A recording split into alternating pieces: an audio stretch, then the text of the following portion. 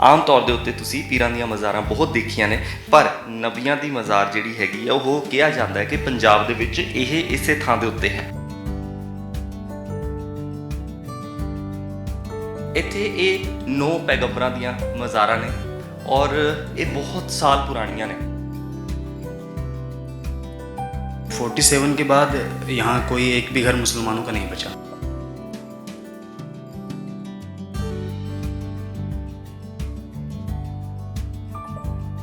तो डॉक्टर साहब ने यहाँ पहुँचकर यहाँ पर मतलब खड़े होकर अल्लाह से दुआ की कि अल्लाह मुझे यहाँ की खिदमत के लिए कबूल फरमा। जी, हज़रत ने 2 के नाम को खुलासे किए थे। दोनों बाप बेटे हैं। हज़रत का नाम इब्राहिम और बेटे का नाम हिजर है। ने 2010 तक ये ऐसी पड़ी रही थी। अच्छा। बहुत ही ज़्यादा खस्ता हालत में थी। बल्कि इसके कुछ निशानी आपको इस दीवार से पता चल जाएगा। निशाना अच्छा, ये वाली दीवार? जी, ये पुरानी दीवार है। पुरानी जो दीवार थी वो यादगार के निशानी के तौर पे वो रखी हुई है। अच्छा जी। सो ये वो वाली पुरानी दीवार ਜਿਹੜੀ ਆਪਾਂ ਯਾਦਗਾਰ ਦੇ ਤੌਰ ਦੇ ਉੱਤੇ ਰੱਖ ਲਈ।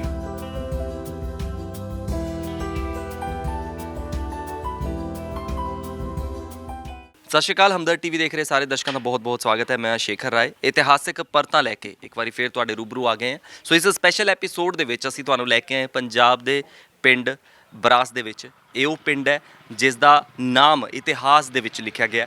ਇਹ ਉਹ ਪਿੰਡ ਹੈ ਜੋ ਕਿਸੇ ਸਮੇਂ ਦੇ ਵਿੱਚ ਪਟਿਆਲਾ ਰਿਆਸਤ ਦਾ ਹਿੱਸਾ ਹੋਇਆ ਕਰਦਾ ਸੀ, ਪਰ ਅੱਜ ਇਹ ਡਿਸਟ੍ਰਿਕਟ ਔਰ ਤਹਿਸੀਲ ਫਤਿਹਗੜ੍ਹ ਸਾਹਿਬ ਦੇ ਵਿੱਚ ਸ਼ਮੂਰ ਹੈ। ਔਰ ਇਹ ਉਹ ਪਿੰਡ ਹੈ ਜਿਸ ਦੀ ਜਿਹੜੀ ਕਹਾਣੀ ਹੈ 1947 ਦੀ ਵੰਡ ਦੇ ਨਾਲ ਬਹੁਤ ਜ਼ਿਆਦਾ ਜੁੜੀ ਹੋਈ ਹੈ।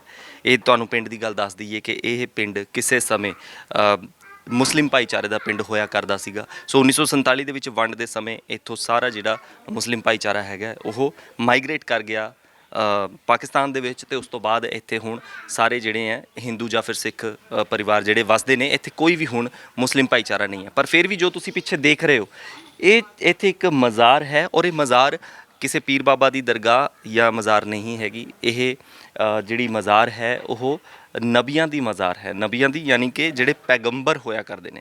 ਸੋ ਪੈਗੰਬਰਾਂ ਦੀ ਜਿਹੜੀ ਮਜ਼ਾਰ ਹੈ ਉਹ ਤੁਹਾਨੂੰ ਕਿਤੇ ਵੀ ਨੋਰਮਲੀ ਦੇਖਣ ਨੂੰ ਨਹੀਂ ਮਿਲਦੀ। ਅਗਰ ਤੁਸੀਂ ਦੇਸ਼ ਵਿਦੇਸ਼ ਦੇ ਵਿੱਚ ਕਿਤੇ ਘੁੰਮਦੇ ਹੋ ਤਾਂ ਇਹ ਕੋਈ ਛੋਟੀ ਗੱਲ ਨਹੀਂ ਹੈਗੀ। ਸੋ ਮੁਸਲਿਮ ਇਤਿਹਾਸ ਦੇ ਵਿੱਚ ਜਿਹੜੀਆਂ ਮਜ਼ਾਰਾਂ ਦਾ ਜ਼ਿਕਰ ਆਉਂਦਾ ਹੈ ਕਿ ਸੂਬਾ ਪੰਜਾਬ ਦੇ ਕਿਸੇ ਪਿੰਡ ਦੇ ਵਿੱਚ ਮਜ਼ਾਰਾਂ ਨੇ ਜਿਹੜੀਆਂ ਕਿ ਨਬੀਆਂ ਦੀਆਂ ਨੇ, ਉਹ ਇਹੀ ਮਜ਼ਾਰਾਂ ਨੇ। ਸੋ ਇਤਿਹਾਸ ਦੇ ਵਿੱਚ ਇਹਦਾ ਬਹੁਤ ਮਹੱਤਵ ਹੈ, ਔਰ ਇਹ ਉਸ ਇਤਿਹਾਸ ਦੇ ਨਾਲ ਜੁੜੀ ਹੋਈ ਚੀਜ਼ ਹੈ। ਜੋ ਅਸੀਂ ਹੜੱਪਾ ਸੱਭਿਅਤਾ ਦੀ ਗੱਲ ਕਰਦੇ ਹਾਂ, ਇਹ ਉਸ ਸਮੇਂ ਦੀਆਂ ਜਿਹੜੀਆਂ ਇਹ ਮਜ਼ਾਰਾਂ ਨੇ। ਔਰ ਇਸ ਤੋਂ ਇਲਾਵਾ ਵੀ ਬਹੁਤ ਹੀ ਰੋਚਕ ਗੱਲਾਂ ਜਿਹੜੀਆਂ ਉਹ ਪਿੰਡ ਦੇ ਬਾਰੇ ਦੇ ਵਿੱਚ ਔਰ ਇਹਨਾਂ ਮਜ਼ਾਰਾਂ ਦੇ ਬਾਰੇ ਦੇ ਵਿੱਚ ਹੈ। ਔਰ ਇੱਥੇ ਜੋ ਮਸਜਿਦ ਹੈ 750 ਸਾਲ ਪੁਰਾਣੀ ਇੱਕ ਮਸਜਿਦ ਵੀ ਹੈ, ਉਸ ਦੇ ਵੀ ਅਸੀਂ ਦਰਸ਼ਨ ਦੀਦਾਰੇ ਕਰਾਂਗੇ। ਉਸ ਦੇ ਨਾਲ ਹੀ ਨਾਲ ਤੁਹਾਨੂੰ ਦੱਸ ਦਈਏ ਕਿ 1947 ਤੋਂ ਪਹਿਲਾਂ ਇਹ ਪਿੰਡ ਜਿਹੜਾ ਹੋਇਆ ਕਰਦਾ ਸੀ ਇਹ ਬਹੁਤ ਅਮੀਰ ਅਤੇ ਬਹੁਤ ਵੱਡਾ ਪਿੰਡ ਸੀਗਾ। ਔਰ ਇਸ ਇਕਲੌਤੇ ਪਿੰਡ ਦੇ ਵਿੱਚ ਹੀ ਇਕੱਲੇ ਪਿੰਡ ਦੇ ਵਿੱਚ ਹੀ 4 ਮਸਜਿਦਾਂ ਸੀਗੀਆਂ ਉਸ ਵੇਲੇ ਦੀਆਂ। ਅਗਰ ਅਸੀਂ ਉਸ ਤੋਂ ਵੀ ਪਹਿਲਾਂ ਦੀ ਗੱਲ ਕਰਦੇ ਹਾਂ, ਹੜੱਪਾ ਸੱਭਿਅਤਾ ਦੀ ਗੱਲ ਕਰੀਏ, ਤਾਂ ਖੁਦਾਈ ਦੇ ਵੇਲੇ ਬਹੁਤ ਸਾਰੇ ਇੱਦਾਂ ਦੇ ਅਵਸ਼ੇਸ਼ ਮਿਲੇ ਨੇ ਜਿਹਦੇ ਵਿੱਚ ਸੋਨਾ ਚਾਂਦੀ, ਸੋਨੇ ਦੇ ਬਹੁਤ ਬਰਤਨ, ਗਹਿਣੇ, ਇੱਦਾਂ ਦੀਆਂ ਚੀਜ਼ਾਂ ਜਿਹੜੀਆਂ ਨਿਕਲਦੀਆਂ ਰਹੀਆਂ ਨੇ। ਸੋ ਆ ਜਾਓ ਸਭ ਤੋਂ ਪਹਿਲਾਂ ਤਾਂ ਇੱਥੇ ਮਜ਼ਾਰ ਦੇ ਵਿੱਚ ਚੱਲਦੇ ਹਾਂ, ਮਸਜਿਦ ਦੇ ਵਿੱਚ ਚੱਲਦੇ ਹਾਂ। ਸੋ ਜਿਹੜੀਆਂ ਨਬੀਆਂ ਦੀਆਂ ਮਜ਼ਾਰਾਂ ਨੇ ਉਹਨਾਂ ਦੇ ਇੱਕ ਵਾਰੀ ਦਰਸ਼ਨ ਕਰਦੇ ਹਾਂ, ਦੀਦਾਰੇ ਕਰਦੇ ਹਾਂ, ਔਰ ਉਸ ਤੋਂ ਬਾਅਦ ਇਸ ਪਿੰਡ ਦੇ ਇਤਿਹਾਸ ਬਾਰੇ ਵੀ ਇੱਥੇ ਗੱਲਬਾਤ ਜਿਹੜੀ ਹੈ ਕਰਦੇ ਰਹਾਂਗੇ। ਆ ਜਾਓ।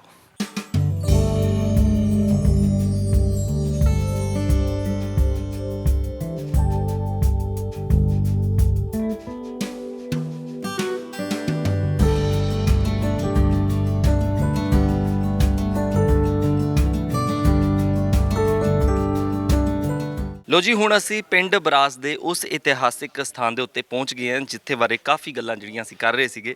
ਸੋ ਇਹ ਜਿਹੜਾ ਸਥਾਨ ਹੈ ਤੁਸੀਂ ਉੱਪਰ ਦੇਖ ਰਹੇ ਹੋ ਕਿ ਇਹ ਮਜ਼ਾਰ ਹੈ, ਔਰ ਇਹ ਕੋਈ ਪੀਰ ਦੀ ਮਜ਼ਾਰ ਨਹੀਂ ਹੈਗੀ। ਇਹ ਇੱਥੇ ਜਿਹੜੀ ਨਬੀਆਂ ਦੀ ਮਜ਼ਾਰ ਹੈ। ਤੁਹਾਨੂੰ ਦੱਸ ਦਈਏ ਕਿ ਨਬੀ ਯਾਨੀ ਕਿ ਪੈਗੰਬਰਾਂ ਦੀ ਮਜ਼ਾਰ। ਆਮ ਤੌਰ ਦੇ ਉੱਤੇ ਤੁਸੀਂ ਪੀਰਾਂ ਦੀਆਂ ਮਜ਼ਾਰਾਂ ਬਹੁਤ ਦੇਖੀਆਂ ਨੇ, ਪਰ ਨਬੀਆਂ ਦੀ ਮਜ਼ਾਰ ਜਿਹੜੀ ਹੈਗੀ ਆ ਉਹ ਕਿਹਾ ਜਾਂਦਾ ਹੈ ਕਿ ਪੰਜਾਬ ਦੇ ਵਿੱਚ ਇਹ ਇਸੇ ਥਾਂ ਦੇ ਉੱਤੇ ਹੈ। ਔਰ ਇਸ ਦਾ ਇੱਕ ਬਹੁਤ ਵੱਡਾ ਇਤਿਹਾਸ ਹੈ, ਔਰ ਇਹ ਇਤਿਹਾਸ ਜਾਣਨ ਦੇ ਲਈ ਅਸੀਂ ਪਿੰਡ ਵਾਲਿਆਂ ਨਾਲ ਗੱਲਬਾਤ ਕੀਤੀ ਵੀ ਹੈ ਤੇ ਅੱਗੇ ਵੀ ਕਰਦੇ ਰਹਾਂਗੇ। ਸੋ ਫਿਲਹਾਲ ਅੰਦਰ ਚੱਲਦੇ ਹਾਂ ਤੇ ਤੁਹਾਨੂੰ ਜਿਹੜਾ ਇਹਨਾਂ ਮਜ਼ਾਰਾਂ ਦੇ ਇੱਕ ਰੂਬਰੂ ਕਰਵਾਉਂਦੇ ਹਾਂ ਜੀ। ਆ ਜਾਓ।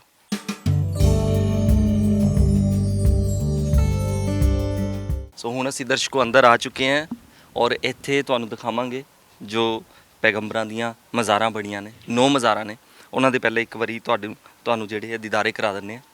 ਸੋ ਇਹ ਇੱਕ ਹੈ, ਦੂਜੇ ਨੰਬਰ ਦੇ ਉੱਤੇ, ਤੀਜੇ ਨੰਬਰ ਦੇ ਉੱਤੇ, ਚੌਥੇ ਨੰਬਰ ਦੇ ਉੱਤੇ, ਉੱਥੇ ਤੁਸੀਂ ਪਿੱਛੇ ਦੇਖ ਸਕਦੇ ਹੋ 5ਵੇਂ ਨੰਬਰ ਤੇ, 6ਵੇਂ ਨੰਬਰ ਤੇ, 7ਵੇਂ ਨੰਬਰ ਤੇ, 8ਵੇਂ ਨੰਬਰ ਤੇ ਇੱਕ ਉਹ ਉੱਥੇ ਹੈ 9ਵੇਂ ਨੰਬਰ ਦੇ ਉੱਤੇ। ਸੋ ਇਹ 9 ਮਜ਼ਾਰਾਂ ਜਿਹੜੀਆਂ ਇੱਥੇ ਬਣੀਆਂ ਹੋਈਆਂ ਨੇ, ਔਰ ਇਤਿਹਾਸ ਇਸ ਚੀਜ਼ ਦੀ ਗਵਾਹੀ ਭਰਦਾ ਹੈ ਕਿ ਇਹ ਜਿਹੜੀ ਜਗ੍ਹਾ ਹੈਗੀ ਹੈ ਇਹ ਬਹੁਤ ਹੀ ਪਾਕ ਜਗ੍ਹਾ ਹੈ ਔਰ ਬਹੁਤ ਪੁਰਾਣੀ ਜਿਹੜਾ ਇਸ ਦਾ ਸੰਬੰਧ ਹੈਗਾ। ਜਿਵੇਂ ਅਸੀਂ ਹੜੱਪਾ ਸੱਭਿਅਤਾ ਬਾਰੇ ਪੜ੍ਹਦੇ ਹਾਂ, ਉਸ ਤੋਂ ਵੀ ਪੁਰਾਣਾ ਇਸ ਦਾ ਇਤਿਹਾਸ ਹੈ। ਹਾਲਾਂਕਿ ਇੱਥੇ ਅਸੀਂ ਪਿੰਡ ਦੇ ਵਿੱਚ ਜਦੋਂ ਗੱਲ ਕਰਦੇ ਹਾਂ, ਲੋਕ 1947 ਦੀ ਬਹੁਤ ਜ਼ਿਆਦਾ ਗੱਲ ਕਰਦੇ ਨੇ ਕਿ 1947 ਦੇ ਵਿੱਚ ਜੋ ਵੀ ਇੱਥੇ ਹੋਇਆ, ਜੋ ਕਤਲੋ ਗੈਰਤ ਹੋਈ, ਉਸ ਤੋਂ ਬਾਅਦ ਕੋਈ ਵੀ ਜਿਹੜੀ ਮੁਸਲਿਮ ਫੈਮਿਲੀ ਇੱਥੇ ਨਹੀਂ ਰਹੀ, ਸਾਰੀ ਜਿਹੜੀ ਹੈ ਉਹ ਪਾਕਿਸਤਾਨ ਦੇ ਵਿੱਚ ਚਲੀ ਗਈ। ਉਸ ਤੋਂ ਪਹਿਲਾਂ ਦੀਆਂ ਅਸੀਂ ਤੁਹਾਨੂੰ ਕੁਝ ਚੀਜ਼ਾਂ ਜਿਹੜੀਆਂ ਇਤਿਹਾਸ ਦੀਆਂ ਇੱਥੋਂ ਦੱਸ ਦਿੰਦੇ। ਸੋ ਇਹ ਜਿਹੜਾ ਪਿੰਡ ਹੈ, ਪਿੰਡ ਬਰਾਸ, ਇਸ ਦਾ ਇਤਿਹਾਸ ਇਹ ਦੱਸਦਾ ਹੈ ਕਿ ਇੱਥੇ ਮੁਸਲਿਮ ਕਮਿਊਨਿਟੀ ਜਿਹੜੀ ਹੈਗੀ ਹੈ ਉਹੀ ਪਹਿਲਾਂ ਦੇ ਸਮੇਂ ਤੋਂ ਸੀਗੀ, ਔਰ ਇਸ ਜਗ੍ਹਾ ਦੇ ਉੱਤੇ ਜਿਹੜੀ ਕਮਿਊਨਿਟੀ ਰਹਿੰਦੀ ਸੀ ਉਹਨਾਂ ਦੇ ਵਿੱਚ ਜ਼ਿਆਦਾਤਰ ਸੁਨਿਆਰ ਸੀਗੇ। ਔਰ ਉਸ ਤੋਂ ਬਾਅਦ ਅਸੀਂ ਇਹ ਜਿਹੜੀ ਗੱਲ ਕਰ ਰਹੇ ਹਾਂ, ਇਹ ਗੱਲ ਕਰ ਰਹੇ ਹਾਂ ਕਰੀਬ ਜੋ ਇੱਥੇ ਜੋ ਪਿਛਲੀ ਕਮਿਊਨਿਟੀ ਜਿੰਨੀ ਰਹਿ ਰਹੀ ਸੀ, ਯਾਨੀ ਕਿ 1947 ਤੋਂ ਪਹਿਲਾਂ ਦੇ ਜਿਹੜੇ ਲੋਕੀ ਇੱਥੇ ਰਹਿ ਰਹੇ ਸੀ। ਪਰ ਉਸ ਤੋਂ ਵੀ ਅਗਰ ਅਸੀਂ ਪਿੱਛੇ ਚਲੇ ਜਾਈਏ, ਜਦੋਂ ਦੀ ਅਸੀਂ ਇਹਨਾਂ ਮਜ਼ਾਰਾਂ ਦੀ ਗੱਲ ਕਰਦੇ ਹਾਂ, ਸੋ ਇਹ ਪੈਗੰਬਰਾਂ ਦੀਆਂ ਮਜ਼ਾਰਾਂ ਨੇ। ਯਾਨੀ ਕਿ ਪੈਗੰਬਰ ਜਿਹੜੇ ਲੋਕਾਂ ਨੂੰ ਨਹੀਂ ਪਤਾ ਉਹਨਾਂ ਨੂੰ ਦੱਸ ਦਈਏ ਕਿ ਨਬੀ ਜਾਂ ਪੈਗੰਬਰ ਇੰਗਲਿਸ਼ ਦੇ ਵਿੱਚ ਪ੍ਰੋਫਿਟਸ ਕਿਹਾ ਜਾਂਦਾ ਹੈ। ਸੋ ਇਹ ਉਹ ਪ੍ਰੋਫਿਟ ਹੁੰਦੇ ਨੇ ਜੋ ਕਿ ਪੀਰ, ਜੋ ਅਸੀਂ ਪੀਰਾਂ ਦੀਆਂ ਮਜ਼ਾਰਾਂ ਦੇਖਦੇ ਹਾਂ ਉਹਨਾਂ ਤੋਂ ਵੱਖ ਹੁੰਦੇ ਨੇ, ਔਰ ਇਹਨਾਂ ਦਾ ਦਰਜਾ ਵੱਡਾ ਹੁੰਦਾ। ਅਸੀਂ ਪੂਰੀ ਦੁਨੀਆ ਦੇ ਵਿੱਚ ਅਗਰ ਘੁੰਮ ਕੇ ਦੇਖ ਲਈਏ, ਚਾਹੇ ਕਿਤੇ ਵੀ ਚਲੇ ਜਾਈਏ, ਸੋ ਤੁਹਾਨੂੰ ਕਿਤੇ ਵੀ ਪੀਰਾਂ ਦੀਆਂ ਮਜ਼ਾਰਾਂ ਮਿਲ ਜਾਣਗੀਆਂ, ਪਰ ਕਿਤੇ ਵੀ ਤੁਹਾਨੂੰ ਪ੍ਰੋਫਿਟਸ ਦੀਆਂ ਮਜ਼ਾਰਾਂ ਨਹੀਂ ਮਿਲਣਗੀਆਂ। ਸੋ ਪ੍ਰੋਫਿਟਸ ਦੀਆਂ ਮਜ਼ਾਰਾਂ ਜਿਹੜੀਆਂ ਨੇ ਉਹ ਤੁਹਾਨੂੰ ਦੇਖਣ ਨੂੰ ਨਹੀਂ ਮਿਲਦੀਆਂ, ਉਹਨਾਂ ਦੇ ਵਿੱਚੋਂ ਅਸੀਂ ਇਹ ਕਹਿ ਸਕਦੇ ਕਿ ਇੱਥੇ ਨੇ। ਔਰ ਇਤਿਹਾਸ ਦੇ ਵਿੱਚ ਜਿੱਥੇ ਵੀ ਜਦੋਂ ਮਤਲਬ ਮੁਸਲਿਮ ਇਤਿਹਾਸ ਨੂੰ ਪੜ੍ਹਿਆ ਜਾਂਦਾ ਤਾਂ ਇਹ ਚੀਜ਼ ਆਮ ਤੌਰ ਦੇ ਉੱਤੇ ਲੋਕਾਂ ਨੂੰ ਪਤਾ ਚੱਲਦੀ ਹੈ ਕਿ ਜਿਹੜੀਆਂ ਇਸ ਮਜ਼ਾਰਾਂ ਦਾ ਜ਼ਿਕਰ ਬਹੁਤ ਥਾਵਾਂ ਦੇ ਉੱਤੇ ਆਉਂਦਾ ਹੈ, ਪਰ ਬਹੁਤ ਸਾਰੇ ਲੋਕੀ ਹਜੇ ਵੀ ਅਵੇਅਰ ਨਹੀਂ ਹੈਗੇ ਕਿ ਸੂਬਾ ਪੰਜਾਬ ਦੀ ਧਰਤੀ ਦੇ ਉੱਤੇ ਕਿਹੜੀ ਉਹ ਜਗ੍ਹਾ ਹੈ ਜਿੱਥੇ ਇਹ ਮਜ਼ਾਰਾਂ ਬਣੀਆਂ ਹੋਈਆਂ ਨੇ, ਹਾਲਾਂਕਿ ਇਤਿਹਾਸ ਦੇ ਵਿੱਚ ਜ਼ਿਕਰ ਸੁਣੇ ਹੋਏ ਨੇ। ਸੋ ਇਸ ਦੇ ਨਾਲ ਹੀ ਤੁਹਾਨੂੰ ਦੱਸ ਦਈਏ ਕਿ ਇੱਥੋਂ ਹੜੱਪਾ ਸੱਭਿਅਤਾ ਦੀ ਜਦੋਂ ਖੁਦਾਈ ਹੁੰਦੀ ਰਹੀ ਹੈ, ਸੋ ਇਹ ਪੁਰਾਣੇ ਸਮੇਂ ਦੇ ਵਿੱਚ ਇੱਕ ਪਹਾੜ ਹੋਇਆ ਕਰਦਾ ਸੀ। ਜਿਸ ਸਮੇਂ ਦੀ ਗੱਲ ਅਸੀਂ ਕਰ ਰਹੇ ਹਾਂ ਜਦੋਂ ਦੀਆਂ ਮਜ਼ਾਰਾਂ ਨੇ, ਔਰ ਇਹ ਗੱਲਾਂ ਹੋ ਰਹੀਆਂ ਨੇ 9000 ਸਾਲ ਪਿੱਛੇ ਦੀਆਂ। ਸੋ 9000 ਸਾਲ ਪਿੱਛੇ, ਯਾਨੀ ਕਿ ਨੂਹਾਂ ਦਾ ਟਾਈਮ, ਜੋ ਅਸੀਂ ਕਹਾਣੀਆਂ ਦੇ ਵਿੱਚ ਪੜ੍ਹਿਆ, ਨੂਹਾਂ ਦੇ ਸਮੇਂ ਦੀ ਜਿਹੜੀਆਂ ਇਹ ਗੱਲਾਂ ਨੇ, ਸੋ ਉਸ ਸਮੇਂ ਦੀਆਂ ਇਹ ਮਜ਼ਾਰਾਂ ਨੇ। ਔਰ ਜਦੋਂ ਇੱਥੇ ਖੁਦਾਈ ਵਗੈਰਾ ਹੁੰਦੀ ਰਹੀ ਹੈ, ਹੜੱਪਾ ਸੱਭਿਅਤਾ ਦੀ ਖੋਜ ਹੋਈ, ਸੋ ਇੱਥੋਂ ਬਹੁਤ ਕੁਝ ਜਿਹੜਾ ਹੈ ਉਹ ਨਿਕਲਦਾ ਰਿਹਾ, ਜਿਵੇਂ ਕਿ ਸੋਨੇ ਦੇ ਗਹਿਣੇ, ਬਰਤਨ, ਸੋ ਬਹੁਤ ਸਾਰੇ ਇੱਦਾਂ ਦੇ ਖਜ਼ਾਨੇ, ਉਹ ਇਹ ਚੀਜ਼ਾਂ ਜਿਹੜੀਆਂ ਨਿਕਲਦੀਆਂ ਰਹੀਆਂ। ਯਾਨੀ ਕਿ ਇੱਥੇ ਜੋ ਪਿੰਡ ਸੀਗਾ ਉਹ ਬਹੁਤ ਜ਼ਿਆਦਾ ਪਹਿਲਾਂ ਵੀ ਅਮੀਰ ਸੀ, ਯਾਨੀ ਕਿ ਹੜੱਪਾ ਸੱਭਿਅਤਾ ਦੇ ਅਗਰ ਸਮੇਂ ਦੀ ਗੱਲ ਕਰਦੇ ਹਾਂ, ਸੋ ਪਹਿਲਾਂ ਵੀ ਬਹੁਤ ਅਮੀਰ ਸੀਗਾ। ਔਰ ਉਸ ਤੋਂ ਬਾਅਦ ਅਗਰ 1947 ਦੇ ਪਿੱਛੇ ਦੀ ਗੱਲ ਕਰੀਏ, ਸੋ ਇੱਕ ਵੱਡੇ ਪਿੰਡਾਂ ਦੇ ਵਿੱਚੋਂ ਇਹ ਪਿੰਡ ਆਉਂਦਾ ਸੀਗਾ। ਔਰ ਇਹ ਪਿੰਡ ਜਿਹੜਾ ਪਿੰਡ ਬਰਾਸ ਹੈਗਾ, ਇਹ ਪਟਿਆਲਾ ਰਿਆਸਤ ਦਾ ਹਿੱਸਾ ਹੋਇਆ ਕਰਦਾ ਸੀ, ਪਟਿਆਲਾ ਰਿਆਸਤ ਦਾ ਪਿੰਡ ਸੀਗਾ। ਔਰ ਉਸ ਤੋਂ ਬਾਅਦ 47 ਤੋਂ ਬਾਅਦ ਜਿਹੜਾ ਹੈਗਾ ਇਹ ਹੁਣ ਦੀ ਅਗਰ ਅਸੀਂ ਗੱਲ ਕਰੀਏ, ਸੋ ਡਿਸਟ੍ਰਿਕਟ ਫਤਿਹਗੜ੍ਹ ਸਾਹਿਬ ਦੇ ਵਿੱਚ, ਤਹਿਸੀਲ ਫਤਿਹਗੜ੍ਹ ਸਾਹਿਬ ਦੇ ਵਿੱਚ ਹੁਣ ਇਹ ਪਿੰਡ ਪੈਂਦਾ। ਸੋ ਪਿੰਡ ਬਰਾਸ ਜਿਹੜਾ ਉਹ ਬਹੁਤ ਅਮੀਰ ਪਿੰਡ ਰਿਹਾ, ਬਹੁਤ ਵੱਡਾ ਪਿੰਡ ਸੀ। ਔਰ ਇਹੀ ਇੱਕ ਕਾਰਨ ਸੀਗਾ ਜਦੋਂ 1947 ਦੇ ਵਿੱਚ ਜਦੋਂ ਵੰਡ ਹੋਈ ਹੈ, ਸੋ ਉਸ ਵੇਲੇ ਜਦੋਂ ਵੰਡ ਦੇ ਵਿੱਚ ਹਵੜਾ ਦਬੜੀ ਹੋਈ ਸੀ ਜਾਂ ਜੋ ਵੀ ਸੀ, ਤਾਂ ਨਾਲ ਵਾਲੇ ਪਿੰਡਾਂ ਦੇ ਵਿੱਚੋਂ ਵੀ ਜਿਹੜੇ ਮੁਸਲਿਮ ਭਾਈਚਾਰੇ ਦੇ ਲੋਕ ਸੀ ਉਹ ਇਸ ਪਿੰਡ ਦੇ ਵਿੱਚ ਪਹੁੰਚ ਚੁੱਕੇ ਸੀ। ਔਰ ਇਹ ਜਿਹੜੀ ਜ਼ਿਲ੍ਹਾ ਇਲਾਕਾ ਹੈ ਮਜ਼ਾਰਾਂ ਦਾ, ਇਹ ਉਦੋਂ ਵੀ ਮੌਜੂਦ ਸੀਗਾ। ਔਰ ਇੱਥੇ ਇੱਕ ਪੁਰਾਣੀ ਕਰੀਬ 750 ਸਾਲ ਪੁਰਾਣੀ ਮਸਜਿਦ ਵੀ ਹੈਗੀ ਹੈ, ਸੋ ਉੱਥੇ ਵੀ ਲੋਕੀ ਇਕੱਠੇ ਹੋਏ ਸੀ। ਔਰ ਇਹ ਉਹ ਪਿੰਡ ਹੈ ਜਿਹੜਾ ਮੁਸਲਮਾਨਾਂ ਦਾ ਪਿੰਡ ਇੱਦਾਂ ਦਾ ਵੱਜਦਾ ਸੀ ਜਿੱਥੇ 4 ਮਸਜਿਦਾਂ ਸੀਗੀਆਂ। ਸੋ 4 ਮਸਜਿਦਾਂ ਕਿਸੇ ਪਿੰਡ ਦੇ ਵਿੱਚ ਹੋਣ ਦਾ ਮਤਲਬ ਇਹ ਹੁੰਦਾ ਕਿ ਉਹ ਪਿੰਡ ਬਹੁਤ ਵਿਸ਼ਾਲ ਹੈ, ਵੱਡਾ ਹੈ। ਸੋ ਇਹ ਉਹ ਪਿੰਡ ਹੋਇਆ ਕਰਦਾ ਸੀ। ਸੋ ਇੱਥੇ ਲੋਕੀ ਆਪਣੀ ਜਾਨ ਬਚਾਉਣ ਲਈ ਪਹੁੰਚੇ ਸੀ, ਪਰ ਅਫਸੋਸ ਦੀ ਗੱਲ ਕਿ ਇੱਥੇ ਵੀ ਕਾਫੀ ਇੱਦਾਂ ਦਾ ਨੁਕਸਾਨ ਹੋਇਆ, ਔਰ ਇੱਥੋਂ ਕਾਫੀ ਜਿਹੜੇ ਲੋਕੀ ਆ ਉਹ ਮਾਈਗ੍ਰੇਟ ਵੀ ਕਰ ਗਏ ਪਾਕਿਸਤਾਨ ਦੇ ਵਿੱਚ। ਸੋ ਇੱਦਾਂ ਦੀਆਂ ਬਹੁਤ ਸਾਰੀਆਂ ਕਹਾਣੀਆਂ ਨੇ ਔਰ ਇਸ ਪਿੰਡ ਦੇ ਨਾਲ ਜੁੜੀਆਂ ਹੋਈਆਂ। ਪਰ ਜੇ ਅਸੀਂ ਅੱਜ ਦੀ ਗੱਲ ਕਰੀਏ, ਅੱਜ ਦੇ ਸਮੇਂ ਦੇ ਵਿੱਚ ਇੱਥੇ ਕੋਈ ਵੀ ਮੁਸਲਿਮ ਫੈਮਿਲੀ ਨਹੀਂ ਰਹਿ ਰਹੀ ਹੈ।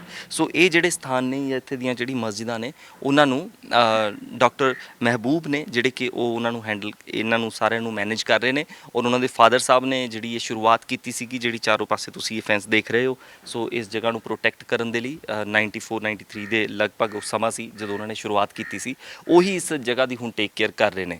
ਸੋ ਇੱਥੇ ਬਾਰੇ ਹੋਰ ਵੀ ਜਿਹੜੀਆਂ ਖਾਸ ਗੱਲਾਂ ਨੇ ਉਸ ਦੇ ਬਾਰੇ ਗੱਲਬਾਤ ਕਰਾਂਗੇ। ਇੱਥੇ ਮੌਲਵੀ ਸਾਹਿਬ ਬੈਠੇ ਨੇ, ਉਹਨਾਂ ਤੋਂ ਪੁੱਛ ਲੈਂਦੇ ਹਾਂ।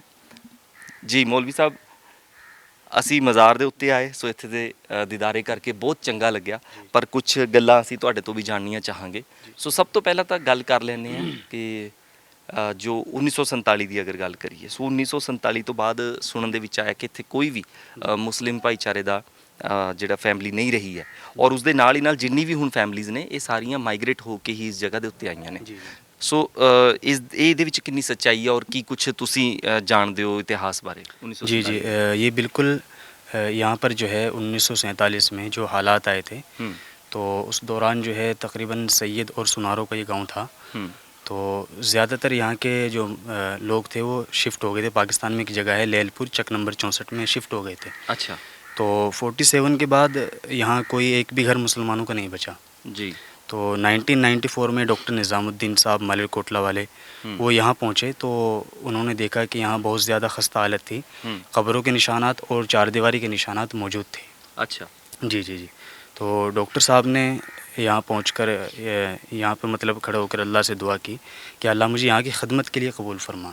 जी। तो उसी दौरान डॉक्टर साहब ने यहाँ के जो तामीरी काम जो था उसकी शुरुआत कर दी थी। अच्छा। और इस जगह के मुतालिक बुज़ुर्गों के मुख्तलिफ़ कौल हैं, जैसा कि सरहिंद वाले जो बुज़ुर्ग हैं इमाम रब्बानी शेख अहमद फ़ारूक़ी मुजद्दद अल-फ़सानी रहमतुल्लाह अलैह, वो अपने ज़माने में तशरीफ़ लाए थे, तो उनका गुज़र हुआ था इस जगह से। तो उन्होंने फरमाया कि नज़र कश्फ से मालूम होता है कि इस टीले पर अम्बिया अलैहिस्सलाम आराम फरमा रहे हैं। अच्छा। जी जी। करीब में एक मस्जिद है 726 हिजरी की बनी हुई, जो अब से तकरीबन 716 साल पुरानी मस्जिद बनती है। तो उस मस्जिद में हज़रत ने ज़ोहर की नमाज़ अदा की थी। वहीं से फरमाया था कि मुझे उस टीले से जो है नबियों वाला नूर नज़र आ रहा है। अच्छा। तो उन्होंने यहाँ बैठकर जो मुराक़बा किया, फरमाया कि मेरे यहाँ अम्बिया अलैहिस्सलाम से गुफ्तगू हुई है जो तादाद में 13 हैं। अच्छा। जी। हज़रत ने फरमाया अगर मैं चाहूँ नाम का खुलासा कर सकता हूँ, लेकिन अल्लाह की तरफ से इजाज़त नहीं है। अच्छा। जी। हज़रत ने 2 के नाम का खुलासे किए थे। दोनों बाप बेटे हैं। हज़रत का नाम इब्राहिम और बेटे का नाम हिजर है। ओके जी। तो बाकियों का खुलासा नहीं किया, मतलब उन्होंने कहा कि इजाज़त नहीं है। जी। अल्लाह की तरफ से इजाज़त नहीं है। और उनके जो बेटे हैं ख्वाजा मासूम साहब रहमतुल्लाह अलैह नक्शबंदी, वो भी अपने ज़माने में तशरीफ़ लाए हैं। उन्होंने फरमाया कि इस जगह पर 40 अम्बिया ने क़याम किया है। अब वो अल्लाह बेहतर जानते कि 40 के 40 यहीं कहीं किसी खित्ते में आराम फरमा रही हैं, दुनिया में कहीं दूसरी जगह, इसके बारे में कोई खुलासा नहीं है। लेकिन नक्शबंदिया सिलसिले के और भी सिलसिले के जो है बड़े बड़े अकाबिर बुज़ुर्गान दिन तशरीफ़ लाए हैं, सब ने तस्दीक की है कि अम्बिया अलैहिस्सलाम है, लेकिन नाम और तादाद के बारे में सबकी मुख्तलिफ राय है। ਸੋ ਨਾਮ ਔਰ ਤਾਦਾਦ ਜਿਹੜੀ ਹੈਗੀ ਹੈ ਉਹ ਉਸ ਦੇ ਬਾਰੇ ਹਜੇ ਜਿਹੜੀ ਰਾਏ ਹੈ ਉਹ ਸਭ ਦੀ ਵੱਖ-ਵੱਖ ਹੈਗੀ ਹੈ, ਪਰ ਫਿਲਹਾਲ ਜਿਹੜੀ ਸੁਣਨ ਦੇ ਵਿੱਚ ਇਹ ਗੱਲ ਆਉਂਦੀ ਹੈ ਕਿ 13 ਨਬੀ ਨੇ ਉਹ ਇੱਥੇ ਆਰਾਮ ਫਰਮਾ ਰਹੇ ਨੇ, ਪਰ ਉਹਨਾਂ ਦੇ ਵਿੱਚੋਂ 9 ਦੀ ਇਹ ਤਸਦੀਕ ਹੋ ਵੀ ਚੁੱਕੀ ਹੈ। ਸੋ ਇਸ ਤੋਂ ਇਲਾਵਾ ਅਗਰ ਗੱਲ ਕਰੀਏ, ਜਿਵੇਂ ਇੱਥੇ ਕਾਫੀ ਖੁਦਾਈ ਵੀ ਹੁੰਦੀ ਰਹੀ ਇੰਡੀਅਨ ਗਵਰਨਮੈਂਟ ਵੱਲੋਂ, ਕਿਉਂਕਿ ਜੋ ਸਮਾਂ ਸੀਗਾ ਹੜੱਪਾ ਸੱਭਿਅਤਾ ਸੀਗੀ ਉਸ ਦੀ ਵੀ ਖੋਜ ਹੁੰਦੀ ਰਹੀ। ਸੋ ਉਸ ਵੇਲੇ ਕੋਈ ਇੱਦਾਂ ਦਾ ਨੁਕਸਾਨ ਜਾਂ ਕੋਈ ਇੱਦਾਂ ਦੀ ਖਾਸ ਗੱਲ ਤਾਂ ਨਹੀਂ? 1994 से ही ये ज़्यादा जो डॉक्टर साहब आए थे जी। इनके मुतालिक ही मुझे जानकारी है, जो डॉक्टर साहब ने बताया यहाँ के मुतालिक। जी। 94 से, उससे पहले का मुझे इल्म नहीं। ਜੀ।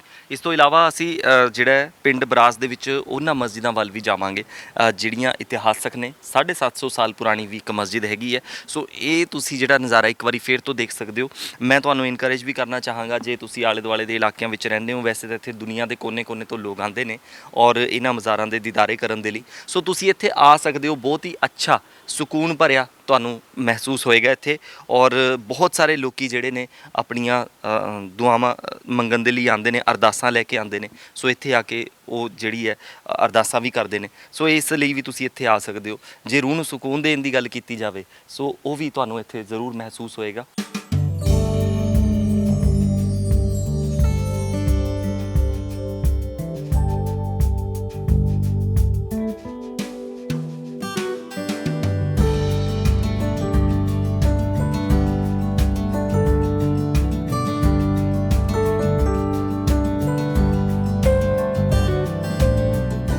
ਸੋ ਹੁਣ ਅਸੀਂ ਇਸ ਮਸਜਿਦ ਦੇ ਵਿੱਚ ਪਹੁੰਚ ਚੁੱਕੇ ਹਾਂ, ਜੋ ਕਿ 750 ਸਾਲ ਪੁਰਾਣੀ ਦੱਸੀ ਜਾ ਰਹੀ ਹੈ। ਸੋ ਇੱਥੇ ਤੁਸੀਂ ਦੇਖ ਸਕਦੇ ਹੋ ਕਿ ਇੱਥੇ ਹੁਣ ਨਮਾਜ਼ ਅਦਾ ਕੀਤੀ ਜਾਂਦੀ ਹੈ। ਨਮਾਜ਼ ਅਦਾ ਕੀਤੀ ਜਾਂਦੀ। ਉਸ ਤੋਂ ਪਹਿਲਾਂ ਕੀ ਹੋਇਆ ਕਰਦਾ ਸੀਗਾ, ਪਹਿਲਾਂ ਇਹ ਕਾਫੀ ਸਾਲ ਬੰਦ ਰਹੀ ਹੈ।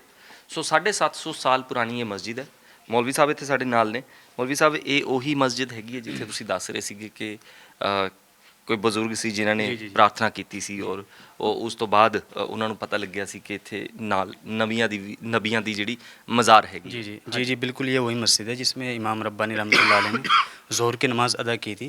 जी। और इसी मस्जिद से ज़ोहर की नमाज़ से फ़ारिग होकर फरमाया था कि मुझे उस टीले पर जो है अंबिया अलैहिस्सलाम के अनवारात नज़र आ रहे हैं। ਹਾਂ, ਇਹਨਾਂ ਨੇ ਗੱਲ ਕੀਤੀ ਉਸ ਟਿੱਲੇ ਪਰ। ਮੈਂ ਇਧਰੋਂ ਦਿਖਾ ਦਿੰਦਾ ਤੁਹਾਨੂੰ, ਕਿਉਂਕਿ ਇਹ ਜਿਹੜੀ ਹੁਣ ਤੇ ਦੇਖੋ ਇੱਥੇ ਜਿਵੇਂ ਘਰ ਬਣ ਚੁੱਕੇ ਨੇ ਇਹ ਸਭ ਚੀਜ਼ਾਂ, ਸੋ ਇਸ ਤਰੀਕੇ ਨਾਲ। ਪਰ ਇੱਥੋਂ ਤੁਸੀਂ ਦੇਖ ਸਕਦੇ ਹੋ ਕਿ ਇਹ ਜਗ੍ਹਾ ਉਸ ਟਾਈਮ ਹੋ ਸਕਦਾ ਕਿ ਨੀਵੀਂ ਹੋਇਆ ਕਰਦੀ ਹੋਏਗੀ। ਉਹ ਟਿੱਲੇ ਦੀ ਗੱਲ ਹੋ ਰਹੀ ਹੈ ਜਿੱਥੇ ਅਸੀਂ ਹੁਣ ਜਾ ਕੇ ਆਏ ਹਾਂ, ਜਿੱਥੇ ਤੁਹਾਨੂੰ ਅਸੀਂ ਦਿਖਾਇਆ ਕਿ ਨਬੀਆਂ ਦੀ ਜਿਹੜੀ ਮਜ਼ਾਰਾਂ ਨੇ, 9 ਮਜ਼ਾਰਾਂ ਉਹ ਉੱਥੇ ਨੇ। ਸੋ ਇੱਥੋਂ ਉਹਨਾਂ ਨੂੰ ਇਹ ਚੀਜ਼ ਜਿਹੜੀ ਹੈ ਮਹਿਸੂਸ ਹੋਈ ਸੀ। ਪਰ ਅਸੀਂ ਜਿਵੇਂ ਦੇਖ ਰਹੇ ਨਾ ਇੱਥੇ ਤੁਸੀਂ ਜੋ ਮੈਂ ਦੇਖ ਰਿਹਾ ਕਿ ਇਸ ਦੀ ਲੁੱਕ ਜਿਹੜੀ ਹੈਗੀ ਹੈ ਮਸਜਿਦ ਦੀ, ਉਹ ਇਹ ਨਹੀਂ ਲੱਗ ਰਹੀ ਹੈਗੀ ਕਿ 750 ਸਾਲ ਪੁਰਾਣੀ ਹੋਵੇ। ਸੋ ਇਹਦਾ ਕੀ ਕਾਰਨ ਹੈ?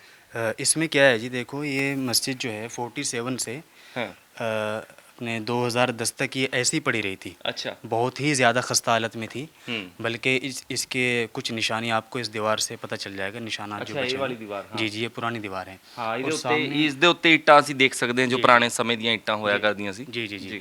और मस्जिद का जो सामने का फ्रंट है ये बिल्कुल पुराना है, जो चौड़ी दीवारें पहले ज़माने में जैसे होती थी। तो फ्रंट पे जो है ये पुरानी दीवार पे प्लास्टर किया गया और लेंटर डाला गया, फर्श का काम किया गया। ठीक है। और अब भी इसमें अल्हम्दुलिल्लाह तामीरी काम चल रहा है। हम्म। यानी कि इसमें बहुत सारा काम है जो होने वाला है।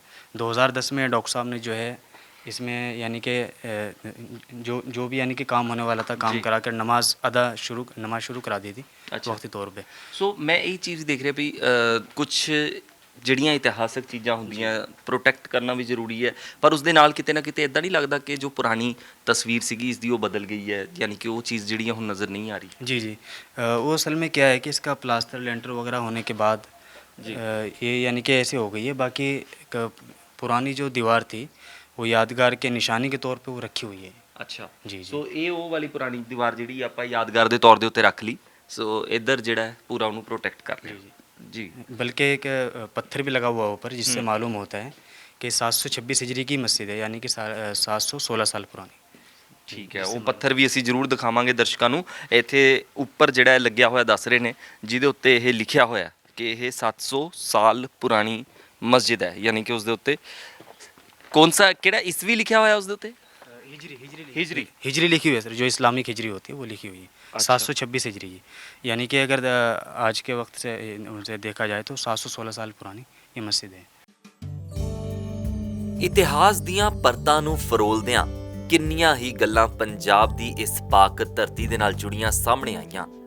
ਅੱਜ ਹੋਰ ਵੀ ਮਾਣ ਮਹਿਸੂਸ ਹੋ ਰਿਹਾ ਹੈ ਜਦੋਂ ਇਹ ਪਤਾ ਚੱਲਿਆ ਕਿ ਸੂਬਾ ਪੰਜਾਬ ਦਾ ਪਿੰਡ ਬਰਾਸ ਕੋਈ ਛੋਟਾ ਪਿੰਡ ਨਹੀਂ, ਸਗੋਂ ਬਹੁਤ ਵੱਡਾ ਇਤਿਹਾਸ ਆਪਣੇ ਸੀਨੇ ਦੇ ਵਿੱਚ ਦਬਾਏ ਬੈਠਿਆ ਤੇ ਅਸੀਂ ਇਹ ਕਹਿ ਸਕਦੇ ਹਾਂ ਕਿ ਅਸੀਂ ਇਸ ਧਰਤੀ ਦੇ ਜਾਏ ਹਾਂ।